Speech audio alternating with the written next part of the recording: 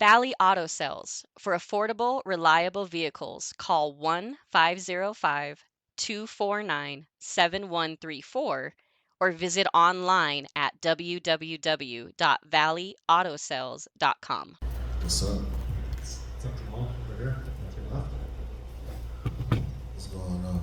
How are you, man? It's obviously a bit of a break, but you're back. Huge card. Fight week again. How's it feel to be sitting up there again? It feels pretty good, man. It feels good. Just ready to get to Saturday, get in the cage, get my hand raised. Yeah, and you had the little interaction with Alex yesterday that kind of went around. What did you take away from that? Anything, or was it all just good vibes? You wanted your signature on your jacket? Yeah, I just took away the fact that I appreciate him taking time out to sign that for me. It was just something that I wanted to get from this week. I'm just enjoying the time that, just my time. Life is but a vapor, so enjoy it. This is a very special moment, very special card, very special week and fight, and I just want to take it in as much as possible. Yeah, and kind of along that theme, you've talked about your story and some of the difficult times you've come through in your life. To reach a moment like this, do you reflect on what you've been through, or do you do that after? Yeah, that's something for after. Like you said, reflect on the job ain't done yet. And just last thing for me, of course, endless speculation about the injury and the recovery and stuff. Do you remember the day during your rehab, whatever it was, where you got back in there and you're like, this feels right now, I'm ready to go towards the fight again?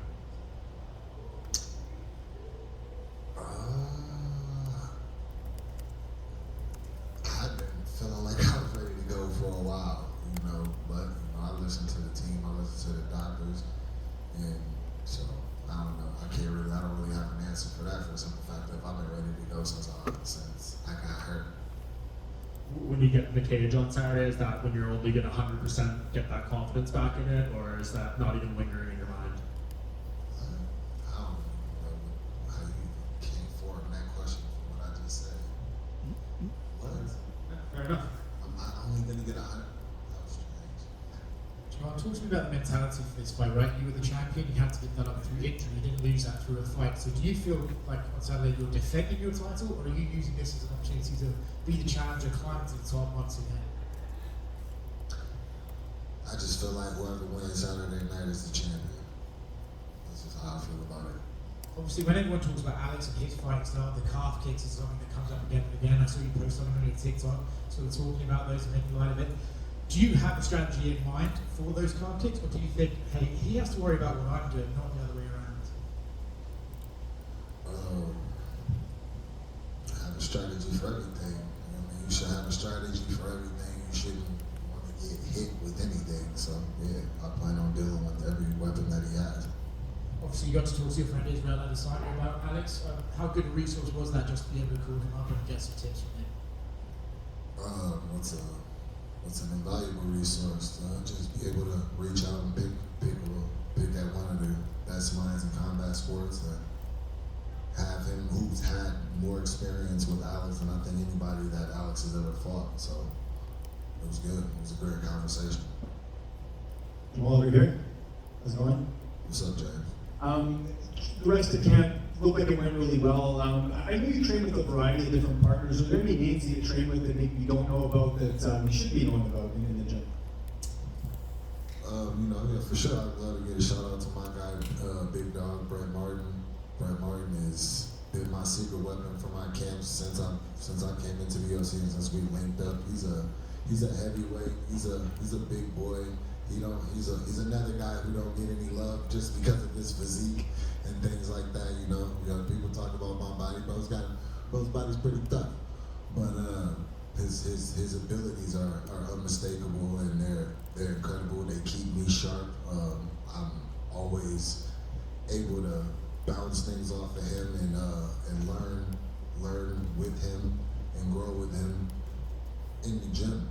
Whenever he comes in and we're working, we get after it. And he knows me pretty well now, so he's able to actually shape out some other challenges and things like that for me. And yeah, he's been invaluable. I've also worked with a couple of the guys that were local from that fight for the bare knuckle, Mohawk Esteban Rodriguez, and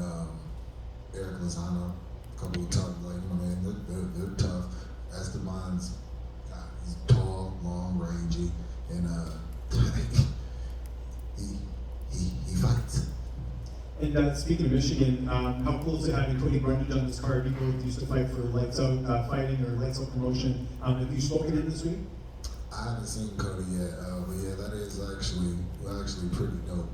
They asked me who I wouldn't mind being in my locker room. I told them definitely I would like to have Cody Brundage in my locker room.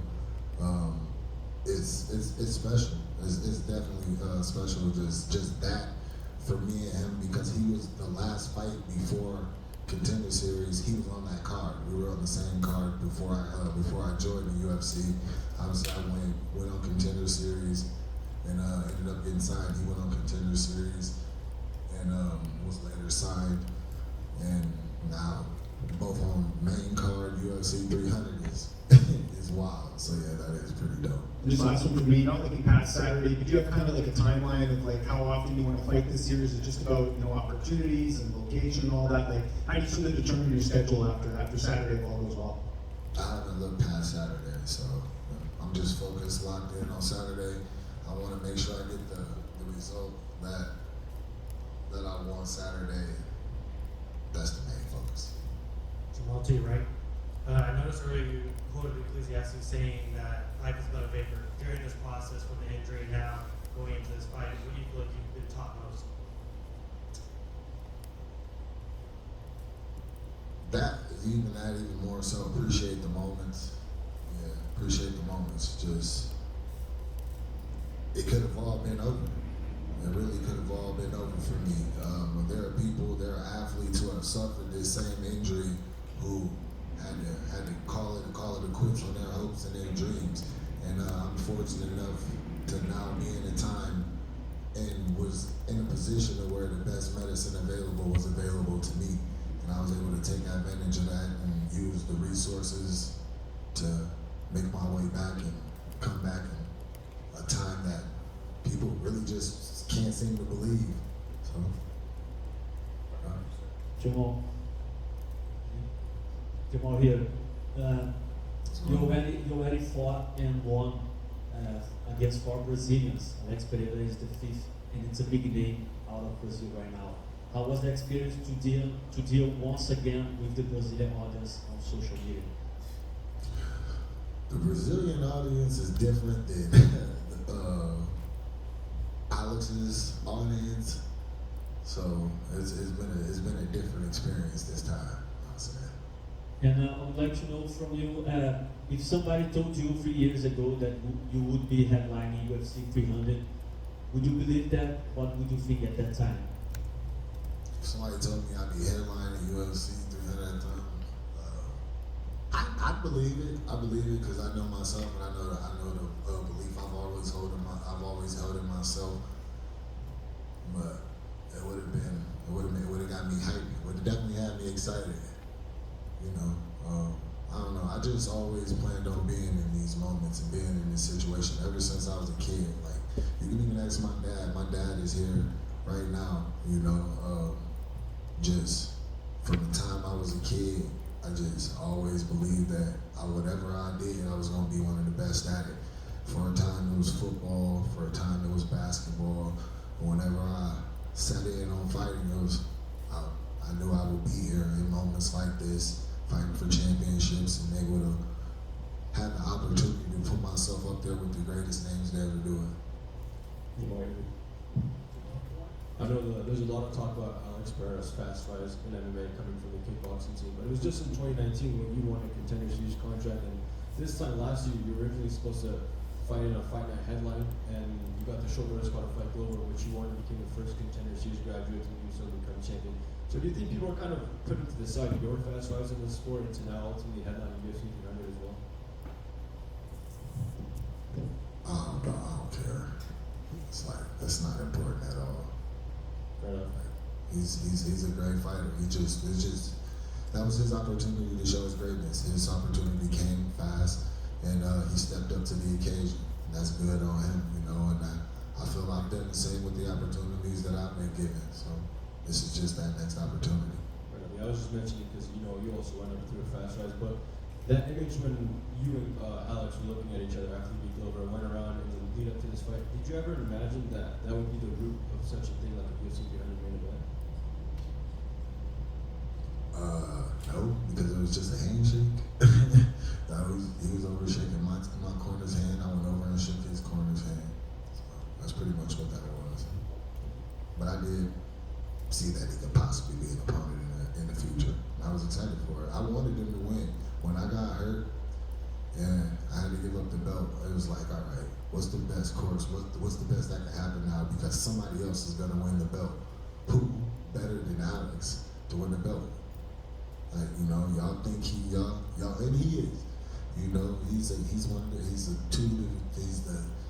two division glory champion, 2 division UFC champion, kickboxing great, hands of stone, bad man, just a monster, dangerous, scary dude. He's all those things. But watch what I do to him. Jamhal, first and foremost, I like your shoe selection. Very nice. And Wait, you know I tore my Achilles in the gray ones, right? Yeah. It was hard for me to put these on today. And is there any truth that, did you go to the same doctor as Aaron Rodgers? Yeah. Well, Aaron Rodgers went to the same doctor as me. Did you guys, you mentioned that you played football, did you guys have any conversations, you and Aaron? I know he's a big MMA fan. No, I've never met Aaron, so I never like talked to him or anything like that. No. Gotcha. The Jets could use somebody like you to catch the ball. But speaking of quarterbacks and Super Bowl, like UFC 300 is kind of like a Super Bowl, big time. It's going to be a lot of focus on you.